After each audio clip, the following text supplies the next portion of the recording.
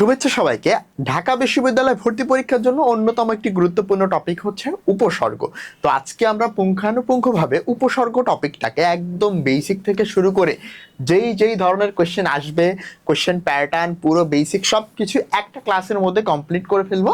যারা ধৈর্য ধরে ক্লাসটা করতে পারবা তারাই আসলে আলটিমেট বেনিফিটটা পাবা এবং খুব ভালোভাবে তোমার উপসর্গ টপিকটা কমপ্লিট হয়ে যাবে এবং আর কোনো সমস্যা থাকবে না। তো চলো শুরু করা যাক। তো উপসর্গ কি বিষয়টা আমরা অনেকেই জানি, বাট বেসিকটা আসলে আমাদেরকে একটু আগে দেখে নিতে হবে। দেখো, এখানে উপসর্গ হচ্ছে উপ মানে আগে আর কি, ঠিক আছে? তো ব্যাপারটা হচ্ছে শব্দের প্রথমে কিছু শব্দাংশ বসে। হ্যাঁ, মানে মনে করো যে প্রভাত একটা শব্দ, এই ভাত এর আগে প্র একটি অংশ যুক্ত হয়েছে। এই যে বিভিন্ন অংশ রয়েছে যেগুলো শব্দের আগে বসে, যেগুলোকে আমরা অব্যয় পদ বলতে পারি। অব্যয় বলতে আসলে যার কোনো ব্যয় নেই, মানে যার কোনো চেঞ্জ হয় না। উপসর্গগুলো কিন্তু তুমি চাইলেই চেঞ্জ করতে পারবা না। মানে ক্লাস 9, 10, 11, 12 এই সময়কালীন সময় দেখা যাচ্ছে আমরা উপসর্গ কি অন্তত চিনে এসেছি। মানে এই যে একটি শব্দ, শব্দের প্রথমে আসলে বসে হচ্ছে শব্দটাকে চেঞ্জ করতে পারে অথবা শব্দটার অর্থ সংকোচন প্রসারণ করতে পারে। তো বিষয়গুলোকে আমরা একদম বেসিক সহকারে দেখি। দেখো, যে যে সকল অব্যয় সূচক শব্দাংশ ধাতু বা শব্দের পূর্বে বসে নতুন অর্থবোধক শব্দ তৈরি করে এবং মূল শব্দের অর্থের পরিবর্তন ঘটাতে পারে, সংকোচন ঘটাতে পারে বা প্রসারণ ঘটাতে পারে, তাদেরকে আসলে উপসর্গ বলা হয়। তো অনেকেই বুঝতে পেরেছি, বাট যারা বুঝি না এখন আমরা একদম প্র্যাকটিক্যালি দেখবো। দেখো, এরকম বাংলাতে এরকম হচ্ছে 21টি উপসর্গ আছে। তার আগে আমরা একটু বেসিকটা দেখি, হ্যাঁ, যে আসলে উপসর্গ বিষয়টা কি। এই যে যেমন তুমি দেখেছো ছাগল একটি শব্দ, এই ছাগল শব্দটার আগে কিন্তু রাম একটি উপসর্গ যুক্ত হয়েছে, উপসর্গ যুক্ত হয়ে রাম ছাগল গঠন করলো। বা দেখো এইখানে দেখো প্রভাত, যদি আমরা চিন্তা করি এই যে প্র উপসর্গটি যুক্ত হয়ে প্রভাত নতুন আরেকটি শব্দ তৈরি করতেছে। বা দেখো এই যে নেতার আগে পাতি অংশটি যুক্ত হয়েছে, এই পাতি অংশ যুক্ত হয়ে পাতি নেতা গঠন করেছে, তাই না? তো এই যে প্রথমে একদম শব্দের প্রথম দিকে যে অংশটা যুক্ত হচ্ছে এটাকেই আমরা উপসর্গ বলে থাকি। তো অনেক ধরনের উপসর্গ আছে, বিশেষ করে মূলত বাংলা উপসর্গ আছে 21টি, সংস্কৃত উপসর্গ আছে 20টি, এবং আরবি এবং ফার্সি উপসর্গ নিয়ে অনেকের মানে কন্ট্রাডিকশনস আসে আর কি। তবে বলা হয় যে ফার্সি উপসর্গ হচ্ছে 10টি এবং আরবি উপসর্গ 6টা। ক্ষেত্র বিশেষ একটু এদিক ওদিক হতে পারে, বাট এই দুইটা কিন্তু একদম ফিক্সড। মানে যেগুলো সংস্কৃত ভাষা থেকে আসছে সেগুলো হচ্ছে সংস্কৃত উপসর্গ, এবং বাংলা তো বুঝো 21টি বাংলা উপসর্গ রয়েছে। তো এই ক্ষেত্রে দেখো আমরা একটু দেখে নেই যে আসলে কোনগুলো বাংলা উপসর্গ। ছোটবেলা অনেকে পড়েছে, অনেকে পড়ো নাই, কোনো সমস্যা নেই, বাট মনে রাখতে হবে। হ্যাঁ, অ, অনা, অঝ, অঘা, কদ, কুনি, পাতি, আর, আভ, আন, ভর, এটা হবে আভ। তারপরে দেখো স, সা, সু, হা। তারপরে দেখো আরাম, উনবি আর ইতি। তো এইগুলো একটু মনে রাখতে হবে তোমাদেরকে। মানে কয়েকবার যদি তুমি চেষ্টা করো, ভয়টাকে পাশে রাখো, তুমি ডেফিনেটলি পারবা, বুঝছো? দেখো, না অঘজ, এটা ছোটবেলা থেকে জানি। কতকুনি পাতি একদম মানে এইভাবে দ্রুত শিখে ফেলতে পারে। আর আব আনভর, ঠিক আছে? তারপর হচ্ছে কি সা সুহা, মানে একটু মনে রাখতে হবে তোমাদেরকে। হ্যাঁ, এগুলো কিন্তু পরীক্ষায় আসতে পারে, কোনটি বাংলা উপসর্গ বা হচ্ছে এই উপসর্গগুলো কোন ধরনের উপসর্গ, এইরকম প্রশ্ন এমসিকিউতে বিভিন্ন বিশ্ববিদ্যালয় ভর্তি পরীক্ষা থেকে শুরু করে বিভিন্ন প্রতিযোগিতামূলক পরীক্ষায় আপনারা কিন্তু অবশ্যই পাবেন। এরপরে দেখো সংস্কৃত উপসর্গের মধ্যে রয়েছে প্র, প্র, অপনিষম। এই পাঁচটা আমাদের প্রায় সবারই মনে থাকে। তারপরে দেখো একই টাইপের 6টা আছে, কিরকম? এই যে অধি, অতি, অপি, পরি, প্রতি, অভি। আমার মানে দেখা যায় 5টা মনে থাকে, আরেকটা মনে থাকে না, বাট এক একবার এক একটা মিস যায়। তো যাই হোক না কেন, এখানে আসলে এগুলো তোমাদের হচ্ছে সংস্কৃত উপসর্গ, সবগুলো দেখতে একই রকম। দেখো অধি, অতি, অপি, পরি, প্রতি, এগুলো। তারপরে কি অবনীর দূরবী, আমি এটা এভাবে মনে করি, অবনী হচ্ছে একজন ছেলে যার হচ্ছে একটা দূরবীন আছে আর একটা অনুবীক্ষণ আছে। তো এখানে দেখো এই যে অবনীর দূরবী, নটা থাকবে না, অনুবীক্ষণের বীক্ষণ থাকবে না, ঠিক আছে? এইটা একটু মনে রাখার একটা টেকনিক। তারপরে উত, উপ, আশু। আর এইখানে দেখো এইখানে কিন্তু উল, আর এইখানে কিন্তু উদ আর উপ, এই দুইটা একটু তোমাকে মনে রাখতে হবে, কারণ পেঁচায় যায় কিন্তু অনেক সময়। ফার্সি উপসর্গ খুব সহজে তুমি মনে রাখতে পারবে। মনে করো এটা একটু মজার, বাট হাসিও না তোমরা বা খারাপ ভাবে নিও না। এইখানে অনেকের গার্লফ্রেন্ডকে অনেকে কি বলে, বেব বলে না? তো এখন মনে করো একজনের গার্লফ্রেন্ড তাকে হচ্ছে নিম পাতা চাইছে, ঠিক আছে? এখন নিম পাতার দাম অনেক বেশি, তাই মানে বয়ফ্রেন্ড কালেক্ট করতে পারতেছে না, দ্যাটস ওয়াই হচ্ছে তার জীবনটা বরবাদ হয়ে গেছে। ব্যাপারটা কেমন দেখো, এই যে বেব, নিম দরকার, কি দরকার? নিম দরকার। তারপরে কি দাম কম না, বরবাদ। ক্লিয়ার? এই 10টা কিন্তু আমি আবার বললাম, যাদের একটু সমস্যা তারা আবার পিছনে গিয়ে ইয়ে করে আসো, মানে রিভিউ করে আসো, ঠিক আছে। এরপর দেখো আরবি উপসর্গ, এগুলা খুবই গুরুত্বপূর্ণ। আমখাস লাগর বাজে খয়ের ফি বদ, মানে এই ফার্সি উপসর্গ এবং আরবি উপসর্গ এখান থেকে কিন্তু বিভিন্ন ভর্তি পরীক্ষা থেকে শুরু করে সকল প্রতিযোগিতামূলক পরীক্ষায় কিন্তু প্রশ্ন আসবেই আসবে, হ্যাঁ। সো এইগুলো কিন্তু একদমই ভোলা যাবে না। তো এখন আমরা আসলে উপসর্গ এর কাজ সম্পর্কে বা উপসর্গ কিভাবে কাজ করে এই বিষয়গুলো আমরা একটু দেখার চেষ্টা করবো, হ্যাঁ। উপসর্গ সম্পর্কে একটা খুবই ইম্পর্টেন্ট লাইন বা খুবই প্রচলিত একটি লাইন, যেটি সবাই কম বেশি শুনেছো, যে উপসর্গের অর্থবাচকতা নেই কিন্তু অর্থদ্যোতকতা আছে। এই অর্থবাচকতা কিংবা অর্থদ্যোতকতা এই অংশগুলো আমাদেরকে বুঝতে একটু কষ্ট হয়, বাট এইটা কিন্তু অলরেডি ঢাকা বিশ্ববিদ্যালয়ের পরীক্ষায় একবার রিটেনে আসছে, ঠিক আছে। ঢাকা বিশ্ববিদ্যালয়ের পরীক্ষায় একবার রিটেনে আসছে, বিসিএস পরীক্ষাতেও আসছে, ঠিক আছে। তাহলে এইবার দেখো এইখানে আসলে ব্যাপারটা কি, এইখানে অর্থবাচকতা মানে এই যে উপসর্গগুলো এদের নিজস্ব কোনো অর্থ নাই, রামের নিজস্ব কোনো অর্থ বা পরি নিজস্ব অর্থ, এর নিজস্ব কোনো অর্থ নাই, কিন্তু এরা কি করতে পারে, অর্থদ্যোতকতা রয়েছে। অর্থদ্যোতকতা মানে কি, নতুন শব্দ সৃজনী ক্ষমতা, হ্যাঁ, has power to create or change meaning, ঠিক আছে। মনে করো যে এরা নিজেদের কোনো অর্থ নাই কিন্তু অন্যের সাথে বসে সেই অর্থকে চেঞ্জ করে ফেলতে পারে, সেগুলোকে আছে মিনিং চেঞ্জ করে ফেলতে পারে বা নতুন ওয়ার্ড ক্রিয়েট করতে পারে, এইটা আর কি। তাহলে অর্থবাচকতা মানে নিজস্ব অর্থ, আর অর্থদ্যোতকতা মানে কি, যে চেঞ্জিং পাওয়ার, এটা তাদের যে চেঞ্জিং পাওয়ারটা রয়েছে, হ্যাঁ। তাহলে এগুলো আমরা একটু আগে দেখেছি যে শব্দের আগে বসে এরা নতুন শব্দ তৈরি করতে পারে এবং সংকোচন প্রসারণ বা পরিবর্তন ঘটে। এখন এইটা আমরা একটু দেখবো যে সংকোচন প্রসারণ বা পরিবর্তন জিনিসটা কি। তো দেখো পরিবর্তন মনে করো একদম নতুন শব্দ, দেখো ভাত মানে আমরা কি ভাত খাই বা ভাত আলো হিসেবে ব্যবহৃত হয়, তো এই প্রযুক্ত হয়ে নতুন আরেকটা একদম নিউ একটা শব্দ গঠন হলো প্রভাত। পরি আর বহন, দেখো বহন মানে কি, বহন করে নিয়ে যাওয়া, তাই না। আর পরিযুক্ত হয়ে পরিবহন, যেটি হচ্ছে গাড়ি বিশেষ, নতুন একটি শব্দ গঠন হলো, তাই না। তারপর দেখো অঘা আর রাম, অঘারাম আরেকটি নতুন শব্দ আমরা দেখতে পাচ্ছি। এটা তো খুব সিম্পলি বুঝলাম, বাট এইখানে যে অর্থের প্রসারণ ব্যাপারটা কি, তুমি মনে করবা প্রসারণ মানে আরো তীব্র বোঝাবে বা আরো পজিটিভ বোঝাবে, হ্যাঁ, বা হচ্ছে দেখা যাচ্ছে আরো বড় বোঝাবে, এরকম কিছু, মানে আরো ইনডেপথ বলা হচ্ছে, তীব্র হবে কিংবা হচ্ছে সামথিং পজিটিভ বা আরো বড় বোঝাবে। কেমন দেখো ছাগল আর রাম ছাগল, তাইলে এই রামযুক্ত হলো, এই রাম শব্দটা আসলে কি করেছে, অর্থের প্রসারণ করেছে। কারণ রাম ছাগল মানে কিন্তু কি জানো, রাম ছাগল মানে বড় আকারের ছাগল। একইভাবে তুমি যদি পাতির দিকে তাকাও, পাতি নেতা, পাতি লেবু, পাতি হাঁস, এগুলো কিন্তু আসলে ছোট, অর্থের সংকোচন। সংকোচন মানে সামথিং নেগেটিভ বা ছোট করা বা তীব্রতা কমায় দেওয়া, এই টাইপের ভাইব তোমাকে দিবে আর কি, বুঝতে পারছো, এই টাইপের ভাইব দিবে। তাইলে এইখানে রাম যেমন অর্থের প্রসারণ ঘটিয়েছে, তেমনি পাতি অর্থের কি করেছে, সংকোচন করেছে। এরকম আরো সংকোচনের উদাহরণ তুমি যদি দেখো, যে উপগ্রহ মানে কি, গ্রহ থেকে একটু ছোট যেটা, সেটা হচ্ছে উপগ্রহ, তাই না। তাইলে এটা ছোট অর্থে বা ক্ষুদ্র অর্থে, তাইলে কি এটা অর্থের সংকোচন ঘটাইছে, বুঝতে পারছো। এই দেখো পরিপূর্ণ মানে কি, বিশেষভাবে পূর্ণ, তাই না, পরিপূর্ণ একদম মানে সঠিকভাবে পূর্ণ হয়েছে, তাহলে কি এটা তীব্রতা বোঝাচ্ছে, তার মানে এটা প্রসারণ ঘটিয়েছে, ক্লিয়ার। তাহলে বিশুদ্ধ, বিশেষভাবে শুদ্ধ, বা হচ্ছে বিখ্যাত, খ্যাত তো অলরেডি বোঝা যাচ্ছে যে খ্যাত, কিন্তু এই বিখ্যাত এইটা কি, এটা আরো বেশি মানে পজিটিভনেস এর মধ্যে ক্রিয়েট করতেছে। কিন্তু তুমি যদি দেখো অপমান, হ্যাঁ, তাহলে অপযুক্ত হয়ে মান, মান শব্দটাকে নেগেটিভ করে দিল, তাহলে এইটা হবে হচ্ছে অর্থের সংকোচন বোঝাচ্ছে। বা কাজ, এটার আগে অপসর্গটি যুক্ত হয়ে আরো অর্থের সংকোচন বোঝাচ্ছে। তো আমি আশা করি তোমাদেরকে বোঝাতে পেরেছি যে অর্থের সংকোচন কি, প্রসারণ কি বা পরিবর্তন কি। তো এখন যদি তোমাদের কোথাও আসে যে উপসর্গের অর্থবাচকতা নেই কিন্তু অর্থদ্যোতকতা আছে, আশা করি সবাই পারবে, তাই না। যদি কোনো সমস্যা থাকে আমাদের যে কমেন্টে, ইউটিউবের কমেন্টে করলে আমি দেখবো, হ্যাঁ। তো আরেক ধরনের প্রশ্ন আসে, সেটা এখন আমরা একটু দেখবো। দেখো আরেক ধরনের প্রশ্ন আসে, সেইটা হচ্ছে ধরো কোনো একটি উপসর্গ একটি শব্দের ভিতরে ব্যবহার হয়েছে, কিন্তু কোন অর্থে আসলে ব্যবহার হয়েছে। যেমন একটু আগে আমি তোমাকে বললাম যে পাতি হাঁস মানে ছোট হাঁস, হ্যাঁ, বা পাতি নেতা মানে ছোট নেতা, তাইলে এই পাতি উপসর্গটা ছোট অর্থে ব্যবহার করা হচ্ছে, কিংবা উপগ্রহ, এখানে উপগ্রহটি উপসর্গটি ছোট অর্থে ব্যবহৃত হচ্ছে। তো এমসিকিউতে তোমার আসবে, আমরা এমসিকিউর সামনে সলভ করবো, কোনো সমস্যা নাই। তো এমসিকিউতে যে আসবে তার জন্য তো আমাদেরকে সবগুলো জানতে হবে। আর আমি তোমাকে প্রথমে কি কথা দিয়েছিলাম যে পুরা উপসর্গ একটা ক্লাসেই তোমার কমপ্লিট হবে, এবং যেই যেই টাইপের কোশ্চেন হয় যতগুলো আসতে পারে সবগুলো আমি তোমাদেরকে একদম সুন্দর করে বুঝিয়ে দিব। ক্লিয়ার? তো চলো আমরা একটু দেখে নিই। বাংলা উপসর্গ আমরা শিখেছিলাম কতটি আছে? 21টি আছে, তাই না? সেই 21টির কোনটি কোন অর্থে ব্যবহার হয় এগুলো সবগুলো মুখস্থ করতে হয় না। এই অংশটা আসলে অনেকেই ভয় পাও, অনেকে এর সাথে পরিচিত, বাট আমি তোমাকে একদম কথা দিচ্ছি তুমি আমার সাথে একটু কয়েকটা জায়গা মনে রাখতে পারলেই তোমার হয়ে যাবে। হ্যাঁ, তো চলো শুরু করা যাক। অ উপসর্গটি নিন্দা অর্থে কোথায় ব্যবহার হয়েছে? নিন্দিত অর্থে। দেখো, অকাজের মানে এটা নিন্দার কথা। অচেনা, অচেনা আসলে আমরা এটা না ধরি, অচেনাটা আমরা এখানে দিব, ঠিক আছে? অচেনাটা এখানে দিব।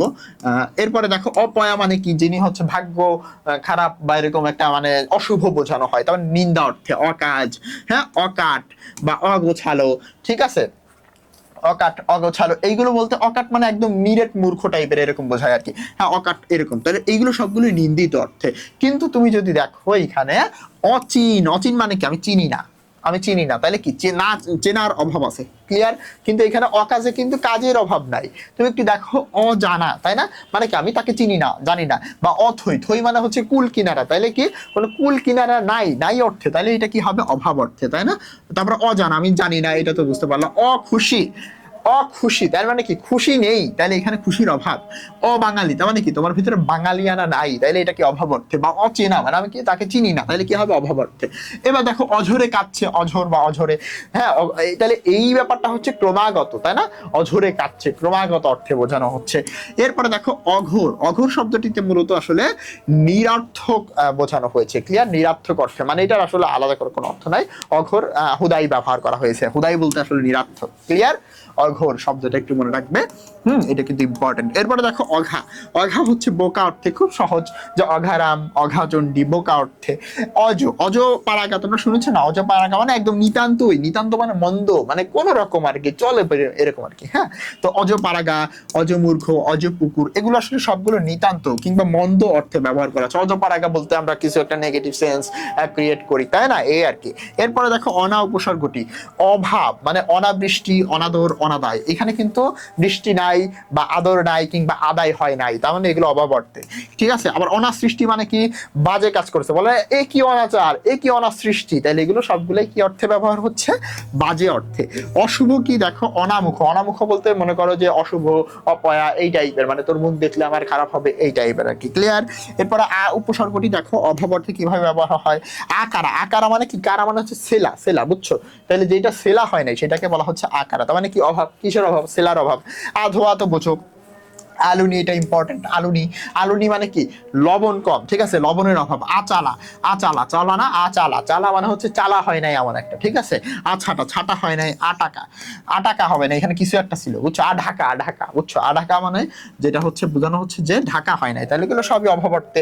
এরপরে দেখো, বাজে অর্থে কিভাবে ব্যবহৃত হয়। আকাটা, ঠিক আছে? এইটা এটা এটা মানে ভুল কোথাও আছে। যাই হোক, আগাছা, আগাছা মানে বাজে ব্যাপার স্যাপার, বাজে গাছ, তাই না? তারপরে আকাল মানে টাইমটা ভালো যাচ্ছে না। আকথা মানে আকথা কুকথা বলিস না। ক্লিয়ার? তারপরে দেখো, আকাম, আঘাটা, আঘাটা মানে যেই ঘাটটা তুমি ব্যবহার করতে পারবে না, তাহলে এটা কি? বাজে না? মানে একটা ঘাটে মনে করো প্রচুর পরিমাণে শ্যাওলা পড়ে গেছে, তাহলে ওইটাকে তুমি আঘাটা বলতে পারো। আকাম তো বুঝো, তাহলে এইগুলো সবই কি? এগুলো সবই বাজে অর্থে ব্যবহৃত হচ্ছে, বাজে অর্থে ব্যবহৃত হচ্ছে।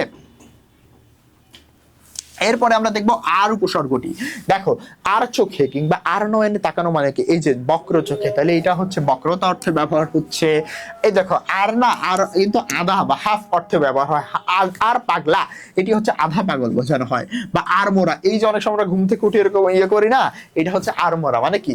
আধা মোরা। বা আর খেপা মানে কি? আধা খেপা বা প্রায় খেপা, এই টাইপের। আর বিশিষ্ট অর্থে ব্যবহার হতে পারে, যেমন আর কোলা শব্দটিতে বিশিষ্ট অর্থে ব্যবহার হচ্ছে। এছাড়া আর কাঠি, আর কাঠি মানে পথ প্রদর্শক টাইপের বোঝানো হয়, তার মানে এটা কি? বিশিষ্ট অর্থে। পথ প্রদর্শক, তার মানে কি? এটা একটা বিশেষত্ব বা এটা একটা বিশেষত্ব আছে, তাই না? এরপর দেখো, আরগড়া, আরগড়া মানে ঘোড়া রাখার স্থান বিশেষ, ঠিক আছে? তাহলে এগুলো বিশিষ্ট অর্থে। এরপরে দেখো, আন উপসর্গটি কি অর্থে ব্যবহার হচ্ছে? আন উপসর্গটি না অর্থে ব্যবহৃত হচ্ছে আন কোরা, ঠিক আছে? কোরা মানে আসলে দগ্ধ বা বিদগ্ধ বা অভিজ্ঞতা সম্পন্ন, কিন্তু আন করা বলতে বোঝানো হচ্ছে যে একদমই নতুন, মানে তার কোনো দক্ষতা নাই। এরপরে দেখো বিক্ষিপ্ত অর্থে আন ব্যবহার করা হয়, আনচান আনমনা, মানে মনটা যেন ছড়িয়ে যাচ্ছে, মনটা যেন এক জায়গায় স্থির নাই, এটাই তো আনমনা, তাই না? তাহলে বিক্ষিপ্ত অর্থে আনমনা আনচান, ক্লিয়ার। তারপরে দেখো তো কি আছে, আব। আব হচ্ছে অস্পষ্টতা, একদম বোঝা যাচ্ছে, আবছাল মানে আবছায়া, আবডাল, ক্লিয়ার। এরপরে দেখো ইতি। ইতি অর্থ পুরনো বোঝানো হয়। দেখো ইতি কথা, ইতিহাস সবগুলো কি বোঝাচ্ছে? পুরনো বোঝাচ্ছে। উন। উন উপসর্গটি মূলত হচ্ছে তোমার কম বোঝানো হয়। উনো পাজুরে মানে দুর্বল পাজুরে, বা 19 মানে এক কম, কিসের থেকে এক কম? 20 থেকে এক কম। উন। উন মানে আসলে কম, বুঝছো? উনো মানে হচ্ছে কম। উনো পাজুরে মানে পাজুরে হচ্ছে তোমার দুর্বলতা রয়েছে, এই আর কি। কদ তোমার নিন্দা অর্থে ব্যবহার হবে, তাই না? যে কদ বেল, বেল এমনি সুন্দর কিন্তু কদ বেল দেখতে একটু খারাপ, তাই না? এই জন্য আসলে এটাকে নিন্দিত অর্থে বা কদর্য, হ্যাঁ মানে সৌন্দর্য না আর কি, কদাকার মানে দেখতে সুন্দর না, এই টাইপের আর কি, ক্লিয়ার। তাহলে এটা নিন্দিত অর্থে। কুৎসিত অর্থে ব্যবহার করা হয়, বা অপকর্ষ। অপকর্ষ মানে সামথিং নেগেটিভ আর কি, বুঝছো? মানে নেগেটিভ সেন্স। কুকাজ নিন্দনীয়, কুপথ অসৎ, কু অভ্যাস, কু কথা, কু নজর, এগুলো হচ্ছে কি কুৎসিত অর্থে ব্যবহার হচ্ছে, ক্লিয়ার। এরপরে দেখো নি উপসর্গটি নিখুঁত অর্থে কোথায় ব্যবহার হচ্ছে? নি উপসর্গটি যাই হোক এখানে আসলে নিখুঁত, নিখোঁজ বা নীলাজ এগুলো নাই অর্থে ব্যবহার হচ্ছে, ঠিক আছে? নিখুঁত না, নাই মানে কি লজ্জা নাই, খোঁজ নাই বা খুঁত নাই, তাহলে এটা কি নাই অর্থে ব্যবহার হচ্ছে, ক্লিয়ার। নিখুঁত না, এটা হচ্ছে নেতি বা নাই। এরপর দেখো পাতি। পাতি তো ছোট অর্থে ব্যবহার আমরা পড়েছি। পাতি হাঁস, পাতি শিয়াল, পাতি লেবু, পাতকুয়ো, পাতি কাক সবগুলোই হচ্ছে কি মানে ছোটটা বোঝাচ্ছে, যে পাতি হাঁসের ছোটটা, পাতি শিয়ালের ছোটটা, পাতি লেবুর ছোটটা, এই আর কি। বি উপসর্গটি ভিন্নতা বা নাই অর্থে বা নিন্দিত। দেখো বিভুই, এটা বিশুই না, বিভুই। বিভুই বলতে হচ্ছে নিজের ভুই না, মানে বিদেশ বোঝানো হয়। বা বিপথ মানে হচ্ছে নিন্দনীয় পথ, এটা নিন্দনীয় অর্থে। আর এটা হচ্ছে ভিন্নতা অর্থে, মানে নিজের দেশে আমি নাই, নিজের ভূমিতে আমি নাই, ক্লিয়ার। এরপরে ভর। ভর উপসর্গটি পূর্ণতা অর্থে ব্যবহার হয়, যেমন ভরপেট, ভরা দুপুর, ভরা সাজ, ভরা সন্ধে। খুব সহজ লাগতেছে না? রাম হচ্ছে বড় অর্থে, যেমন রামচাকল, রামবোকা, রামদা, রামসিংহা। তাহলে তোমরা বুঝতে পারলে যে রাম উপসর্গটি এটি মূলত বড় অর্থে, হ্যাঁ বৃহৎ অর্থে ব্যবহার করা হচ্ছে, ক্লিয়ার। যে রাম ছাগল, রামদা, রামসিংহা, রামবোকা সবগুলো বড় অর্থে ব্যবহার করা হচ্ছে। এরপর আরো কয়েকটা আছে, দেখো বাংলায় হচ্ছে স যে উপসর্গটি রয়েছে সঙ্গে অর্থে, মানে সলাজ মানে ধরো লজ্জা সহকারে। সরব মানে কি, মানে বেশ যে কথা বলতেছে এরকম আর কি, মানে বেশ সবকিছু নিয়ে কনসার্ন, মানে মুখ দিয়ে কথা বলে সব ইস্যুস নিয়ে, এরকম আর কি। সঠিক তো বুঝো, মানে ঠিক আর কি। সঙ্গে অর্থে ব্যবহার করা হচ্ছে, ক্লিয়ার। এরপর দেখো সা উৎকৃষ্ট অর্থে ব্যবহার করা হয়। এই জিরাটা উৎকৃষ্ট মানে জিরা হইলে সেটি হবে সাজিরা। জোয়ান এটি এক ধরনের মশলা, এটি উৎকৃষ্ট মানে হইলে হবে সাজোয়ান। এরপরে দেখো সু হচ্ছে উত্তম, বুঝছো? উত্তম, সুনজর, সুখবর, সুদিন, সুনাম, সুকাজ। তারপরে দেখো হা উপসর্গটি ব্যবহার হয়েছে অভাব অর্থে, মানে হাপিত্যেশ।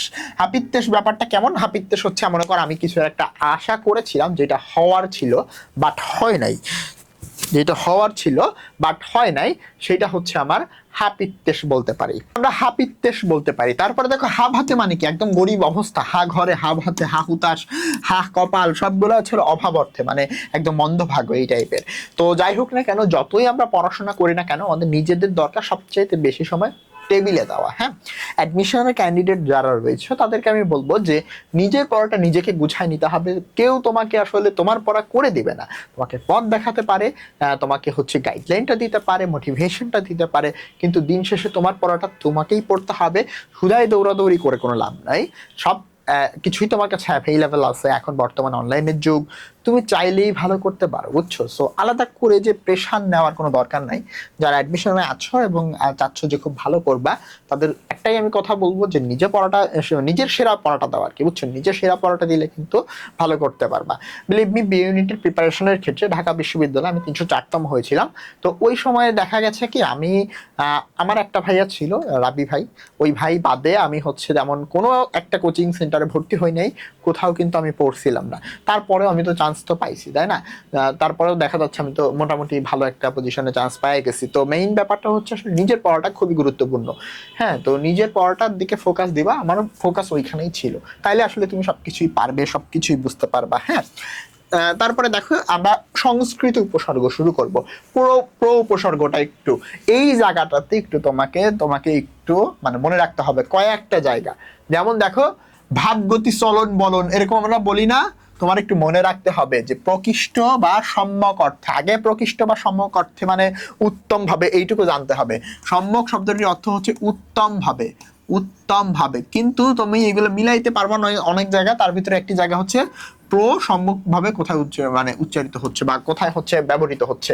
প্রগতি, তাহলে ভাব, গতি, চলন, বলন, এগুলো হচ্ছে প্রকৃষ্ট বা সম্যক অর্থে। সো এইটুকু ভাইয়ারা মনে করো, আমি এভাবে মনে রাখি, ভাব, গতি, চলন, প্রস্ফুটিত। উৎকর্ষ মানে তো বুঝতে পারতেছো যে একদম টপ নচ, ঠিক আছে, টপ নচ, প্রকৃষ্ট, ভালো, এরকম প্রকৃষ্ট অর্থে। তারপরে দেখো এই যে প্রভাত, প্রজ্ঞা, এই কয়টা হচ্ছে উৎকর্ষ অর্থে। উৎকর্ষ মানে একদম পুরো পিক পয়েন্ট, মনে করো যে প্রভাব। এই যে এত অন্ধকার, অন্ধকারের পরে হুট করে আলো জ্বলে, তাই না, হুট করে আলো আসে, এটা প্রভাত।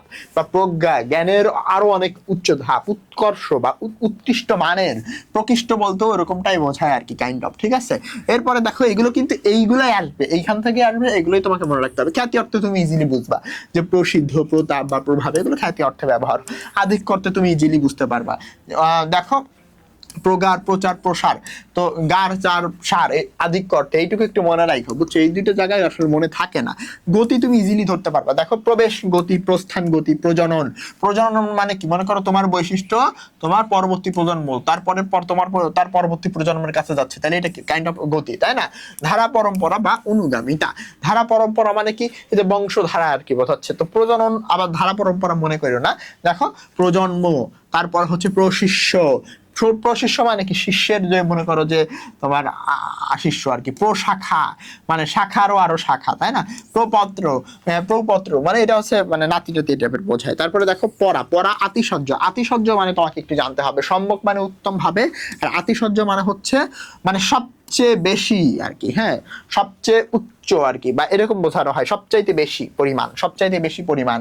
যেমন কি পরাকাষ্ঠা, পরাক্রান্ত এবং পরায়ণ, এই তিনটি হচ্ছে আতিশয্য। এই তিনটি কি, আতিশয্য, পরাকাষ্ঠা, পরাক্রান্ত এবং পরায়ণ। তাহলে আতিশয্য, এই আতিশয্য বলতে আসলে তোমরা কি বুঝবা? আতিশয্য হচ্ছে তোমার একদম পিক পয়েন্ট, মানে সবচাইতে বেশি পরিমাণে। পরাকাষ্ঠা মানে কি, মনে করো কোনো একটা কাজে সর্বোচ্চ পর্যায়ে। পরাক্রান্ত মানে পরের উপরে অনেক বেশি ডিপেন্ডেন্ট বা পরায়ণ, তাইলে কি মূলত আতিশয্য বলতে বোঝায় সবচেয়ে বেশি পরিমাণে, এরকম। বিপরীত অর্থে কিরকম, পরাজয় মানে জয়ের বিপরীত, পরাভব, পরাহত, এগুলো কি সব বিপরীত অর্থে ব্যবহার হচ্ছে। তারপর দেখো উপসর্গটি বিপরীত অর্থে ব্যবহার হবে। দেখো অপমান মানে মানের অপমান, তারপরে অপকার মানে উপকার, অপকার, অপচয়, হ্যাঁ, তারপর হচ্ছে অপবাদ, এগুলো সবই বিপরীত অর্থে। তারপরে মন্দ অর্থে অপব্যবহার হচ্ছে, যেমন মন্দ সংস্কৃতিকে আমরা বলি অপসংস্কৃতি, মন্দ কর্ম, অপকর্ম, অপসৃষ্টি, অপযশ মানে হচ্ছে মানে খ্যাতি না আর কি, এরকম কিছু একটা, বুঝছো, মানে তার যে দুর্নাম কাইন্ড অফ। তাহলে স্থানান্তর কি, অপসারণ, অপহরণ, অপনোদন, এগুলো সব কি, এগুলো হচ্ছে স্থানান্তর বোঝাবে, ক্লিয়ার। তারপরে দেখো বিকৃত, বিকৃত হচ্ছে কি অপমৃত্যু, অপব্যাখ্যা, অপভ্রংশ মানে শব্দ বিকৃত হলে অপভ্রংশ, অপব্যাখ্যা করলে বা অপমৃত্যুকে আসলে বিকৃত মৃত্যু চিন্তা করা হচ্ছে। তাহলে বেশিরভাগই তুমি কিন্তু ইজিলি রিলেট করে করে পড়তে পারবা। কয়েকটা জায়গা তোমাকে মনে রাখতে হয়, যেমন এই জায়গাটা, এই জায়গাটা, বা এই যে আত্মীয়সহ্যটাও কিছু কিছু ক্ষেত্রে মনে রাখতে হয়। এইগুলো যদি তুমি একটু ভালো করে মনে রাখো, তোমার আর প্যারা নেওয়া লাগবে না, ঠিক আছে। যে খুব বেশি কঠিন তা না, উপসর্গ টপিকটা আমরা কঠিন মনে করি, বা একটু কঠিন আছে তবু আসলে পড়লে পারা যায়। তারপরে দেখো উপসর্গটি সম্যক রূপে অর্থাৎ পুরোপুরি ভাবে বা হচ্ছে তোমার উত্তম ভাবে বোঝানো হচ্ছে, ঠিক আছে। তো দেখো পুরোপুরি ভাবে সম্পূর্ণ, সমৃদ্ধ, সমাদর, সংগঠন, সংবাদ, সংযম, এগুলো কি সবই হচ্ছে সম্যক রূপে ব্যবহার হচ্ছে, মানে হচ্ছে তোমার বলতে গেলে পুরোপুরি ভাবে আর কি, ক্লিয়ার। দেখো সম্পূর্ণ, সমৃদ্ধ, সমাদর, হ্যাঁ, সবগুলো হচ্ছে একদম মনে করো যে সামথিং পজিটিভ আরো উপরের দিকে বোঝানো হচ্ছে মানুষ পুরোপুরি ভাবে। তবে এগুলো একটু মনে রাখতে হবে, যেমন সংবাদ, সংযম এবং সংগঠন মানে গঠন মানে উত্তম রূপে গঠন, এরকম কিছু একটা মনে রাখবা। সম্মুখে দেখো সম্মুখ, সমাগত, এগুলো বোঝাই যাচ্ছে যে আসলে উপসর্গটি সম্মুখ হিসেবে ব্যবহার হচ্ছে। উপসর্গটি নিষেধ অর্থে দেখো কি নিবৃত্তি বা নিবারণ, নিবৃত্তি মানে কি বারণ, নিবারণ মানেও আসলে বারণ, এই আর কি। আতিশয্য আমরা পড়েছিলাম, আতিশয্য মানে সবচেয়ে বেশি পরিমাণে। তাহলে কি নিদাঘ মানে কি গ্রীষ্ম, তাহলে গ্রীষ্ম কিন্তু সবচেয়ে বেশি গরম। নিদারুণ মানে বুঝতেছো নিকষ কালো মানে অনেক বেশি কালো, মানে এইটা হচ্ছে পরিমাণের দিক থেকে অনেক বেশি। আর সম্মুখ মানে হচ্ছে পুরোপুরি ভাবে, খুব ভালোভাবে, এই টাইপের বোঝানো হয়। অভাব, অভাব অর্থে দেখো কিরকম, নিষ্কলুষ মানে কলুষের নতা নাই, বা নিষ্কাম, কোনো ইচ্ছা ছাড়াই হচ্ছে কোনো কাজ বা কোনো কিছু মানে নিয়ত ছাড়াই কাজ করা, বা ওই যে ভলেন্টিয়ারিজম, এগুলোকে বলা যাইতে পারে আসলে নিষ্কাম কর্ম।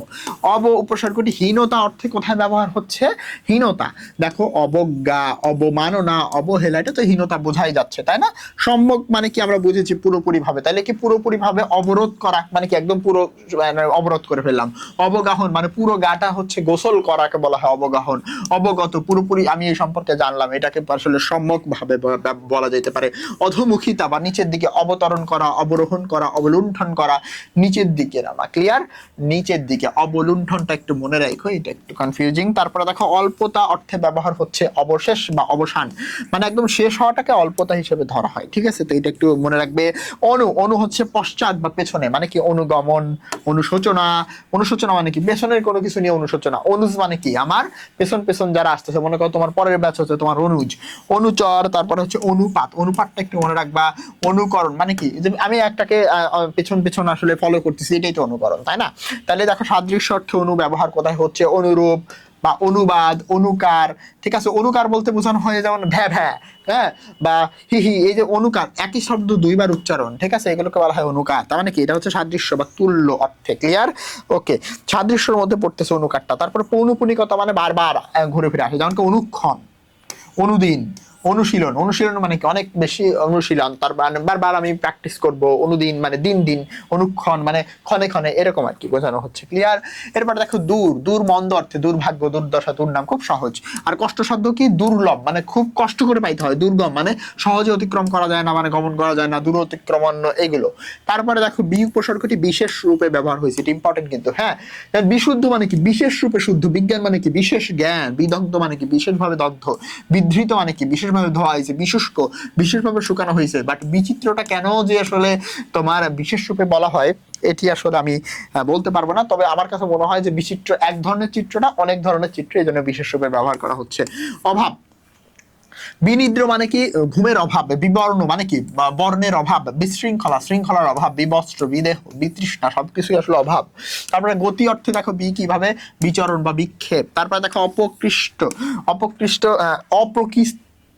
অপ্রকৃতিস্থ হবে, এটা অপকৃষ্ট না, অপ্রকৃতিস্থ মানে সুপার ন্যাচারাল, এটা বিকার আর বিপর্যয়, একটু মনে রাখবা, ঠিক আছে? তারপরে দেখো মন্দ অর্থে দূর ব্যবহার করা হচ্ছে, সেটা হচ্ছে দুর্ভাগ্য, দুর্দশা, দুর্নাম, এগুলো হচ্ছে মন্দ। আর কষ্টসাধ্য বলতে কি দূর অতিক্রমণ্য বা হচ্ছে দুর্লভ, দুর্গম, এইগুলো, হ্যাঁ। তারপরে দেখো এখানে কিন্তু তোমার উপসর্গ আছে দুর্লভ, মানে এটা কিন্তু এই যে তোমার দূর, হ্যাঁ, এই যে দূর, তার উপরে এই যে রেফ হিসেবে আর কি চলে গেছে আর কি রটা। সো আল্লাহ করে মনে করো না যে এটা আমাদের উপসর্গ নাই, কারণ তোমাদের কোনটার ভিতরে কয়টা উপসর্গ আছে এটাও কিন্তু আসে, বুঝছো? বি হচ্ছে বিশেষ রূপে, এগুলো তো বুঝো, বিধৃত। বি আবার আসছে, বি একবার আসছিল বাট আবার দিয়ে ফেলছে, কোনো সমস্যা নাই। একই জিনিস আবার আসছে, একই জিনিস, ঠিক আছে? ওইটা স্কিপ করো। তারপরে দেখো সু উপসর্গটি উত্তম অর্থে কোথায় ব্যবহার করা হয়েছে? উত্তম মানে সুকণ্ঠ সঙ্গীত, তাহলে সু হচ্ছে উত্তম। তারপরে দেখো সুকৃতি মানে কি ভালো কাজ। সুচরিত্র, ভালো চরিত্র। সুপ্রিয়, সুনীল মানে সুন্দর নীল, সুজন, তাহলে এগুলো কি সব উত্তম রূপে। আরেকটা আছে সহজ, যেমন কি সুগম, সহজে যাওয়া যায়। সুসাধ্য, সুলভ, এগুলো সহজে পাওয়া যায়, এই জন্য সহজ। আতিশয্য বলতে কি বুঝিয়েছিলাম? আতিশয্য হচ্ছে সবচেয়ে বেশি পরিমাণে, হ্যাঁ, আতিশয্য কি সবচেয়ে বেশি পরিমাণে, তাহলে কি এই যে সুচতুর, সুকঠিন, সুধীর, সুনিপুণ, সুতীক্ষ্ণ, এগুলো সবই কি আতিশয্য বা সবচেয়ে বেশি পরিমাণ, ঠিক আছে? আর সম্যক মানে কি? সম্যক মানে হচ্ছে তোমার আর কি, ওইটাকে কি বলে? উত্তম ভাবে। ঊর্ধ্বমুখিতা, উৎক্ষেপণ, তারপরে উৎক্ষিপ্ত, উদ্গ্রীব। উদ্গ্রীব মানে কি গলা উপরের দিকে, হ্যাঁ। তার মানে উদ্গ্রীব মানে অপেক্ষার মানে উত্তেজনা নিয়ে উদ্গ্রীব, এরকম একটা ব্যবসা। উত্তরণ বা উপর দিকে তোলা, উন্নতি, উদ্যম। উদ্যম সামথিং পজিটিভ, এই জন্য আসলে এটা ঊর্ধ্বমুখিতা ধরা হয়, ঠিক আছে? যে আপওয়ার্ড টাইপের। আতিশয্য বলতে আমরা কি বুঝেছি? উত্তম ভাবে আর কি, ঠিক আছে? তো এখানে দেখো উৎসুক জনতা বা উৎপীড়ন বা হচ্ছে উৎফুল্ল, উত্তপ্ত, উচ্ছেদ, এগুলো সবই আতিশয্য অর্থে ব্যবহার করা হচ্ছে। আতিশয্য মানে হচ্ছে কি? আতিশয্য মানে হচ্ছে তোমার, উত্তম ভাবে বলে ফেলছি, সরি। আতিশয্য হচ্ছে তোমার সবচেয়ে বেশি পরিমাণে, তাইলে উচ্ছেদটা মানে খুব রাফলি হয় না, উত্তপ্ত অনেক বেশি পরিমাণে হয়, উৎফুল্ল অনেক বেশি পরিমাণে, উৎফুল্ল, উৎসুক, উৎপীড়ন, এগুলো কি সবচেয়ে বেশি পরিমাণে, সবচেয়ে বেশি, হ্যাঁ। আর এইটাও দেখো এই যে সবচেয়ে বেশি বেশি পরিমাণে, ঠিক আছে। আর ওইটা হচ্ছে কি উত্তম ভাবে বা সবচাইতে ভালোভাবে। দেখো বিকাশ অর্থে, যেমন কি উৎপাদন, উচ্চারণ, উত্তীর্ণ, এগুলো বিকাশ অর্থে ব্যবহার হচ্ছে। অপকর্ষ মানে সামথিং নেগেটিভ আর কি, নিচের দিকে যাওয়া। উচ্ছন্নে যাওয়া, উৎকট, উৎকোচ, উৎকোচ মানে হচ্ছে ঘুষ, ঠিক আছে। তারপরে উদ্ধত মানে উদ্ধত আচরণ, ঠিক আছে। উৎপাত, উচ্ছন্ন, এগুলো আসলে সামথিং নেগেটিভ, অপকর্ষ, হ্যাঁ, নিচের দিকে যাওয়া। এরপরে দেখো আধিপত্য অনুসারে অধিকার, যেমন অধিকার, অধিপতি, বাসী, এগুলো আধিপত্য বোঝায় বা কর্তৃত্ব বোঝায়। যেমন আমি বাংলাদেশে অধিবাসী, তার মানে কি এখানে আসলে আমার কর্তৃত্বটা আছে। উপরি অর্থে, যেমন কি অধিরোহণ, অধিষ্ঠান, মানে অধিষ্ঠান মানে আসলে বসানো, যেমন দেবতা অধিষ্ঠান বলা হয়। তারপরে দেখো আধিক্যতা, এগুলো আসলে কি উপরি অর্থে, হ্যাঁ, মানে আধিক্যতা মানে বুঝতে পারতেছো যে উপরি অর্থে, মানে এর উপরে আর কি, ঠিক আছে। আধিক্যতা মানে উপরি অর্থে কেন দিল? উপরি অর্থে আসলে তোমার ব্যাপ্তি, ব্যাপ্তি মানে কি দেখো যে ওর ভিতরে মানে ছড়িয়ে ছিটিয়ে আছে, ওর ভিতরে আছে। যেমন অধিকার, অধিবাস, অধিগত, এগুলো হচ্ছে ব্যাপ্তি অর্থে অধি উপসর্গের ব্যবহার করা হয়েছে, বুঝছো। তারপরে দেখো পরিবিশেষ, বিশেষ রূপে, পরিবিশেষ রূপে যেমন কি পরিপক্ক মানে বিশেষভাবে পেকেছে, পরিপূর্ণ, পরিবর্তন, এগুলো আসলে বিশেষ বিশেষ রূপে ব্যবহার করা হচ্ছে। শেষ অর্থে দেখো পরিশেষ, পরিশোধ, পরিসমাপ্তি, এগুলো একদম সহজ বোঝা যাচ্ছে। সম্যক বলতে আমরা বুঝেছিলাম যে উত্তম রূপে, তাহলে কি পরিশ্রান্ত বা পরীক্ষা, পরিমাণ, এগুলো সব কি সম্যক রূপে ব্যবহার করা হচ্ছে, সম্মুখ রূপে। তারপর দেখো চতুর্দিক, চতুর্দিক হচ্ছে পরিক্রমণ করা, মানে চারদিক থেকে ঘোরা। পরিমণ্ডল, আমাদের চারপাশের পরিবেশকে পরিমণ্ডল বলা যেতে পারে। পরিপার্শ্ব, পরিবৃত, পরিবেশ, পরিবার, এগুলো সব চতুর্দিক বোঝায়, তাই না, পরিবার, হ্যাঁ, ওকে। তারপরে দেখো প্রতি তুল্য বা সদৃশ অর্থে, মানে প্রতিধ্বনি, ধ্বনির মতোই, প্রতিমূর্তি, মূর্তির মতোই, প্রতি ছায়া, তাই না, প্রতিকৃতি মানে আসলটার মতোই, প্রতিনিধি, প্রতিমা, এগুলো আসলে কি সবই হচ্ছে তুল্য বা সাদৃশ্য অর্থে। বিরোধ অর্থে প্রতি ব্যবহার করা যায়, যেমন প্রতিদ্বন্দ্বী, প্রতিবিধান বা প্রতিবাদ। বিরোধ অর্থে পৌনঃপুনিক মানে বারবার, হ্যাঁ, বারবার মানে কি প্রতিদিন, মানে আবার রিপিট হচ্ছে, এরকম। প্রতি মাস আবার রিপিট হচ্ছে, মনে করো এই যে 1 1 1 1 1 1 1 3 3 3 এরকম যখন আসে, ওগুলোকে পৌনঃপুনিক বলা যেতে পারে, বুঝছো। অপরূপ, অনুরূপ কাজ, যেমন কি প্রতিঘাত, প্রতিদান, প্রত্যুপকার, মানে ওই কাজের আবার প্রতিদান দেওয়া, এই টাইপের আর কি, ঠিক আছে। এই উপটা মনে রাখতে হবে, উপটা অনেক বেশি ইম্পর্টেন্ট, একটু মনে রাখতে হবে। উপকূল মানে কি, উপকূলীয় অঞ্চল, খুলনা অঞ্চল, ঠিক আছে। আমি খুলনায় ছিলাম, তো খুলনা অঞ্চলটা উপকূল কেন বলা হচ্ছে, কারণ এটা সমুদ্রের কাছে। উপকণ্ঠ মানে কি, কণ্ঠের কাছাকাছি, ঠিক আছে। উপনগর কি, নগরের কাছাকাছি, তাহলে এই জন্য এগুলো হবে নিকট বা সামীপ্য। সামীপ্য মানেও হচ্ছে কাছাকাছি। সদৃশ অর্থে উপদ্বীপ এবং উপবন। উপ কিন্তু মোস্ট ইম্পর্টেন্ট, উপ কিন্তু পরীক্ষা আসে, হ্যাঁ। তো উপদ্বীপ বা উপবন মানে এটা বনের সদৃশ্য বা দ্বীপের সদৃশ্য। তো এগুলো তোমাকে মনে রাখতেই হবে, কোনো মাফ নাই। উপটা অনেক বেশি ইম্পর্টেন্ট, প্র এবং উপ দুটি খুবই আসে। ও উপ আরো তো কিছু ছিল রে, উপ তো আরো দেয় নাই, ঠিক আছে। ক্ষুদ্রার্থে আছে, বুঝছো, ক্ষুদ্রার্থে, ক্ষুদ্রার্থে হচ্ছে তোমার উপগ্রহ,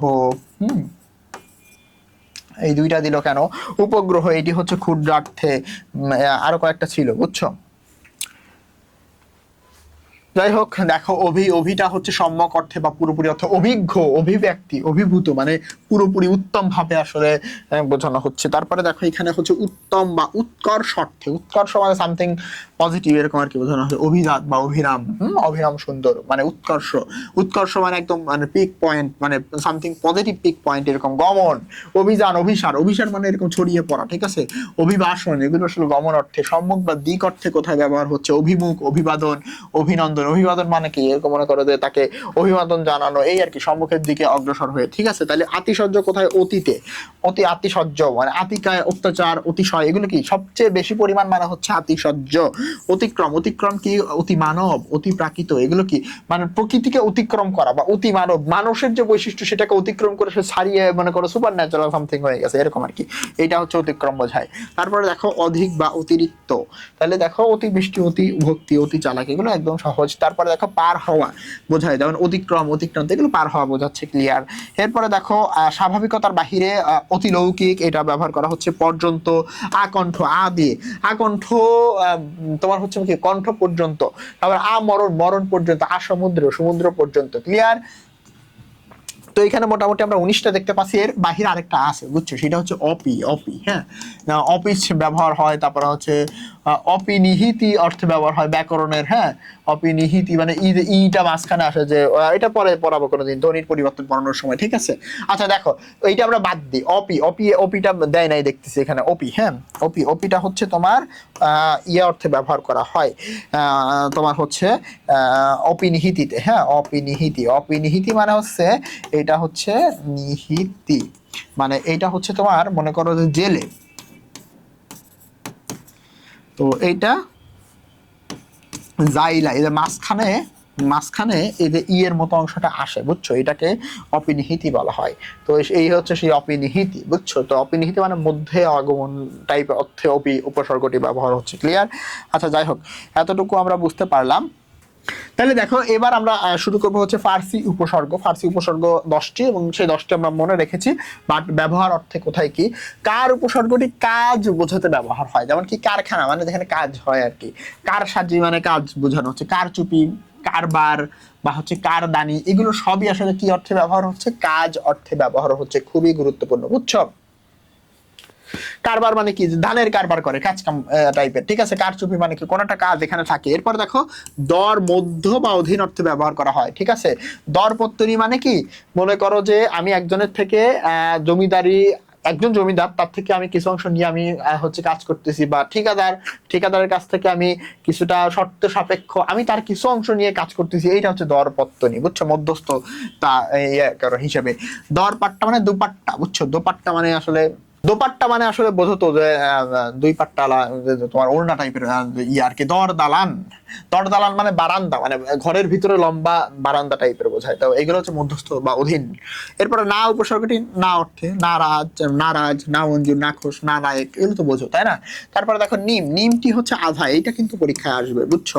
নিমরাজি, নিম খুন আর নিম মোল্লা, এগুলো হচ্ছে কি হাফ রাজি হয়েছে, আধা রাজি মানে পুরোপুরি হয় নাই। নিম খুন মানে আধামরা করে ফেলছে, ঠিক আছে। নির্মলা মানে মোল্লা, আবার মোল্লা না, এরকম আর কি, হ্যাঁ। ফি মানে প্রতি, তাহলে দেখো ফি রোজ, ফি সপ্তাহ, ফি বছর, ফি সন, ফি মাস, তাহলে এগুলো হচ্ছে কি প্রতি অর্থে ব্যবহার হচ্ছে। বদ হচ্ছে মন্দার্থে, যেমন বদ মেজাজ, বদরাগী, বদমাস, বদ হজম, বদনাম, বদজাত, বদ বদক্ষত মানে তো বোঝো যে যেটা থেকে ইনফেকশন হইতে পারে, এরকম আর কি। তারপরে দেখো বে না অর্থে, যেমন কি বে আদব মানে আদব নাই, আক্কেল নাই, বেকাসুর মানে তোমার হচ্ছে ওইটাকে কি জানি বলে তোমার, যে হিসাবে বেকাসুর মানে কোনো শর্ত সাপেক্ষ ছাড়া বেকাসুর খালাস দেওয়া। তারপরে দেখো বেকায়দা মানে কোনো অবস্থায় নাই, বেগতিক, বেকার, বেহায়া মানে কি কোনো লজ্জায় নাই, না বা নাই অর্থে ব্যবহার করা হচ্ছে। বর বাহিরে বা মধ্যে অর্থে, দেখো বরখাস্ত মানে কি তোমার একদম বের করে দেওয়া। বরদাস্ত মানে হচ্ছে কি মেনে নেওয়া, এরকম বরদাস্ত করা হবে না। বর খেলাপ মানে যেটা খেলাপ করলাম আর কি। বরবাদ মানে ভেতরে বা বাহিরে অর্থে বোঝানো হয়, বুঝছো। শহীদ অর্থে, যেমন কি বমাল মানে চুরির মাল, বুঝছো, মানে কি চুরির মাল। বমাল চোর ধরা পড়লো মানে কি চুরির মাল সহ চোর ধরা পড়লো, তাহলে এটা কি শহীদ। বনাম তার মানে কি, যে বাংলাদেশ বনাম পাকিস্তান, তাহলে বনাম মানে কি দুইজনের নাম আসলে মুখোমুখি থাকবে, দুইজনের সঙ্গে, এরকম বোঝাচ্ছে শহীদ, বুঝছো। বকলম মানে এটা কেমনে দিচ্ছে জানি না, বাট এটা তোমার মনে রাখতে হবে, শহীদ। দেখো কম মানে হচ্ছে স্বল্প, দেখো কমজোর, বক্ত মানে হচ্ছে ভাগ্য, কম ভাগ্য নিয়ে, ঠিক আছে, কম পক্ত। তো এগুলো তো বোঝো আর কি, হ্যাঁ। কম পেকেছে, তাহলে এইখানে আসলে তোমার বুঝতে হবে যে যেই জায়গাটা কোন অর্থে আসলে ব্যবহার হচ্ছে। মনে করো এরকম প্রশ্ন আসবে যে অভিযান শব্দটিতে উপসর্গটি কি অর্থে ব্যবহার হচ্ছে, সম্মুখ, উত্তম, গমন, সম্মুখ, এরকম দিয়ে দিবে, বুঝছো। তখন তোমাকে বুঝতে হবে যে কোনটা কোন অর্থে ব্যবহার হচ্ছে। আমরা করি কি এগুলো মুখস্থ করতে যাই আমরা, এবং এগুলো পড়ি না, ঠিক আছে, আমরা বাদ দিয়ে দেই, হ্যাঁ। উপসর্গ টপিকটা আমাদের কাছে কঠিন লাগে, আমরা এগুলো বাদ দেওয়ার চেষ্টা করি। বাট আমি তোমাদেরকে যতটা পারা যায় মুখস্থর বাহিরে রেখে যতটুকু পারা যায়, তুমি সবগুলো যে মুখস্থ ছাড়া পারবা ব্যাপারটা এমন না, বাট অনেকগুলোকে অনেক সহজ করে রিপ্রেজেন্ট করার আমি চেষ্টা করলাম, আমার জায়গা থেকে আমি সর্বোচ্চ চেষ্টাটা করলাম, যাতে করে তোমরা অন্তত ধরতে পারো, বুঝতে পারো যে আসলে কোন অর্থে কোন অংশটুকু ব্যবহার করা হয়েছে, ক্লিয়ার। কোন অংশটুকু কোন অর্থে ব্যবহার করা হচ্ছে, এই জায়গাটা তোমাদেরকে একটু বুঝতে হবে। নিজেরা আরো স্টাডি করলে দেখা যাচ্ছে তোমরা আমার থেকে আরো ভালো ভালো ব্যাখ্যা দিতে পারবা, যে আসলে না এটা এইরকম, ওটা ওই রকম, ঠিক আছে। বাট আমি যতটুকু পেরেছি তোমাদের জন্য আসলে চেষ্টা করলাম যে না আসলে যতটা বুঝে পড়া যায় আর কি, হ্যাঁ। সবগুলো শব্দের অর্থ যে আমিও নিজে রিলেট করে পড়তে পারি তা না, বাট বেশিরভাগই পারি। তো তোমাদেরকে আসলে ওইটাই চেষ্টা করতে হবে যে রিলেট করে উপসর্গের কোনটা কোন অর্থে ব্যবহার হচ্ছে সেটি মনে রাখা, ক্লিয়ার। এরপরে দেখো আমরা কিছু এমসিকিউ সলভ করব। অভাব অর্থে ব্যবহার হয়েছে কোন উপসর্গে? হ্যাঁ, অভাব অর্থ। তাহলে এইখানে দেখো, অকাজ মানে নিন্দার কাজ, আবছায়া মানে বিক্ষিপ্ত ছায়া মানে হালকা ছায়া, নিখুঁত মানে নাই অর্থে। কিন্তু অভাব অর্থে বোঝানো হচ্ছে আলুনি, মানে কি নুনের অভাব, বুঝছো? নুনের অভাব বোঝানো হচ্ছে, আলুনি। তারপরের ইয়েটা দেখো, তারপরের কোন শব্দটি উপসর্গ দিয়ে গঠিত হয়েছে? দেখো, আশার, আঘাটা, আয়না, আনন। আঘাটা উপসর্গটি হচ্ছে উপসর্গটি আঘাটা এখানে ব্যবহার করা হয়েছে, যে ঘাট ব্যবহার করা হয় না, এটা হবে উত্তর। তারপরে দেখো কোনটি তারপরে কোশ্চেনটা, কোন উপসর্গটি ভিন্নার্থে প্রযুক্ত? ভিন্নার্থে বিশেষ আসছে। দেখো, উপসাগর, উপনেতা, উপভোগ, উপগ্রহ, এইখানে আসলে ভিন্ন অর্থে কোনটা? দেখো, উপগ্রহ, উপসাগর, উপনেতা এগুলো সবই আসলে এক ধরনের। তাহলে উপভোগ, উপভোগটা হবে হচ্ছে তোমার ভিন্নার্থে। কেন? দেখো, উপভোগ মানে কি উৎকৃষ্ট রূপে ভোগ করতেছি, মানে খুব ভাবসাব নিয়ে। বাট উপগ্রহ, গ্রহ ছোট, উপসাগর সাগরের ছোট, উপনেতা ছোট নেতা বোঝাচ্ছে। তাহলে এটা মানেও ছোট, এটা মানেও ছোট, এটা মানেও ছোট। উপসর্গ কিন্তু অনেক অনেক বেশি ইম্পর্টেন্ট। ক্লিয়ার? কদাকার শব্দটি কোন উপসর্গ যুগে অবস্থিত? তাহলে এতে কতকুনি, পাতি এগুলো কি বাংলা উপসর্গ না? তাহলে এটা হবে কি? কোনটি নয়, কারণ এটি হচ্ছে আমার বাংলা উপসর্গ দিয়ে গঠিত, বাংলা উপসর্গ। ক্লিয়ার? কতকুনি, পাতি এগুলো। তারপরটা দেখো কি আসছে, তারপরটা কোন শব্দ গঠনে বাংলা উপসর্গ ব্যবহৃত হয়েছে? 32তম বিসিএস এ আসছে বাংলা উপসর্গ, তাই না? তাহলে দেখো, অনা, অঘ, অজা আমরা পড়েছিলাম, অজ, তাই না? তাহলে অনাবৃষ্টি, উত্তরটা হবে অনাবৃষ্টি। ক্লিয়ার? তারপরে দেখো, অপ কি ধরনের উপসর্গ? অপ কি ধরনের, তাই না? অপ, তাহলে দেখো অপ কি ধরনের? অপ হচ্ছে তোমার অবশ্যই কি অপনিষম, তাহলে সংস্কৃতের ভিতরে পড়বে এটা। এটা বিসিএস আসছে, দেখছো? খুব বেশি কঠিন কোয়েশ্চেন কিন্তু আসে না। তারপরে দেখো, বাংলা ভাষায় কয়টি খাঁটি উপসর্গ রয়েছে? বাংলা ভাষায় কয়টি খাঁটি উপসর্গ রয়েছে? 21টি খাঁটি উপসর্গ রয়েছে, আমরা এটাও দেখেছি, দেখছো? সো কোয়েশ্চেন কিন্তু অত ইজি, মানে কোয়েশ্চেন কিন্তু অত কঠিন আসে না, ইজি আসে। উপসর্গ কোনটি 26তম বিসিএস আসছে? দেখো, অতি, তাই না? তারপরে দেখো কি আসছে, তারপরে 26 বিসিএস প্র, পরা, অপ এগুলো আসলে কোন ধরনের উপসর্গ? এগুলো আমরা সবাই জানি সংস্কৃত উপসর্গ, ঠিক আছে? আচ্ছা, দেখো তোমরা কি জানো এরকম যে যুক্ত বর্ণ যেগুলো, সেগুলো বেশিরভাগই সংস্কৃতই হয়, বা দীর্ঘিকার যুক্ত সকল শব্দই দেখা যায় সংস্কৃত।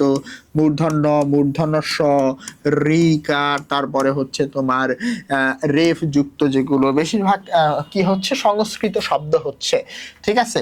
তারপরে এই যে আরো কিছু টেকনিক আছে যেগুলো দিয়ে আসলে তুমি বুঝতে পারবা, যেমন দীর্ঘিকার এটা ব্যবহার, তারপরে হচ্ছে তোমার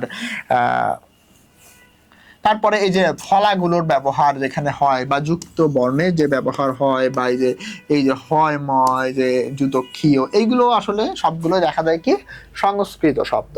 উপসর্গের সঙ্গে প্রত্যয়ের পার্থক্য কোথায়? উপসর্গ থাকে সামনে, প্রত্যয় থাকে পেছনে, এটা তো সবাই জানো, একদম বেসিক কোশ্চেন, কিন্তু বিসিএস আসছে, ঠিক আছে? বিসিএস এর কোশ্চেন সব পরীক্ষার জন্য ইম্পর্টেন্ট। এবার আমরা ঢাবির কিছু কোশ্চেন সলভ করি।